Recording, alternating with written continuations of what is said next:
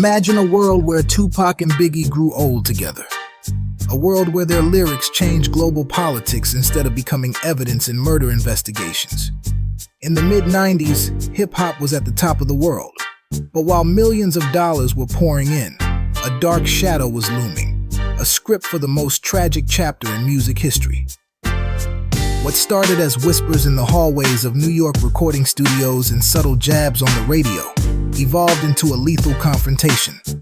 The line between a verse and a bullet was slowly disappearing. Today we break down the rise and fall of the bloodiest rivalry the world has ever seen.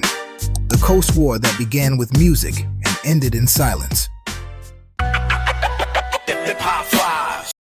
In the mid-1990s, hip-hop was at the peak of its creative power.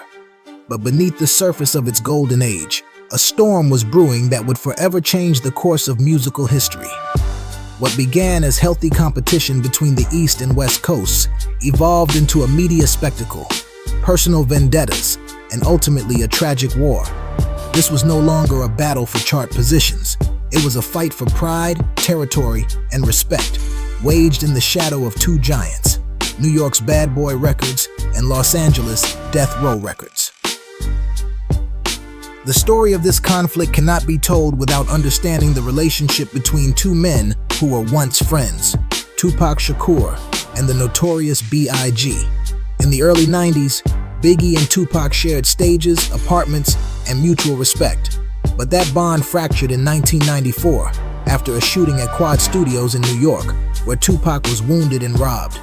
Convinced that Biggie and Puff Daddy had prior knowledge of the attack, Tupac's paranoia and sense of betrayal became fuel for a conflict that would soon engulf the entire nation. When Biggie released Who Shot Ya, a song he claimed was unrelated to Tupac, Tupac took it as a direct provocation. The line had been drawn. Tensions exploded at the 1995 Source Awards. Suge Knight, the owner of Death Row Records and one of the most feared figures in the industry, publicly humiliated Puff Daddy on stage in New York, inviting artists who didn't want their producers dancing in the videos to come to Death Row. That moment was a declaration of war. New York, the birthplace of hip-hop, felt attacked. Adding fuel to the fire was the music video for New York, New York by the Dog Pound, which depicted giant West Coast rappers stomping on Manhattan buildings. This move further enraged the East Coast. Artists like Capone and Noriega and Mobb Deep entered the fray, defending their city. The conflict ceased to be a personal feud and became a full-scale coast war. When Tupac was released from prison in late 1995 and signed with Death Row, he brought with him an unprecedented level of energy and rage. The alliance between Tupac and Suge Knight created the darkest and most aggressive era of West Coast rap. The peak of that fury was Hit 'Em Up, the most brutal diss track ever recorded. In it, Tupac attacked not only Biggie, but also his wife, his associates, and the entire East Coast scene. The media poured fuel on the fire. Magazine covers portrayed rappers as soldiers, and fans were forced to choose sides. The atmosphere became toxic.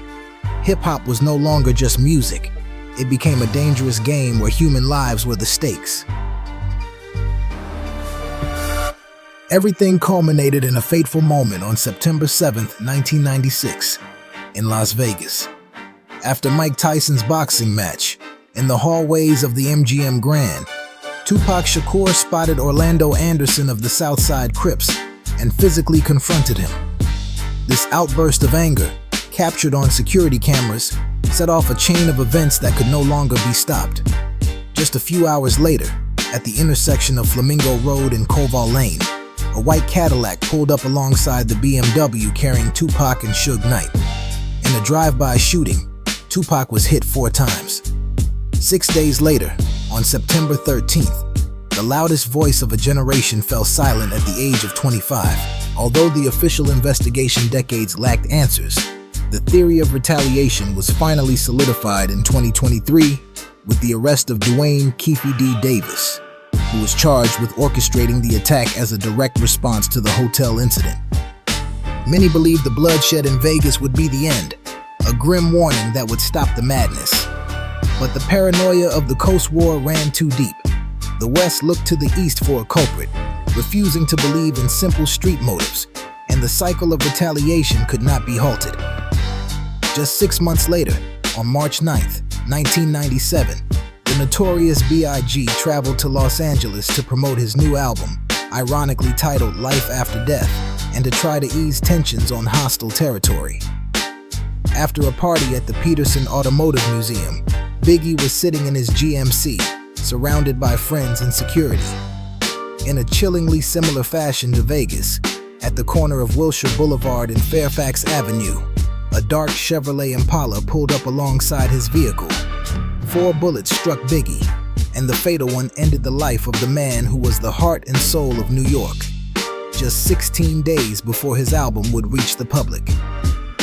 In the span of half a year, hip-hop culture lost its 2 greatest sons, leaving both murders officially unsolved for decades.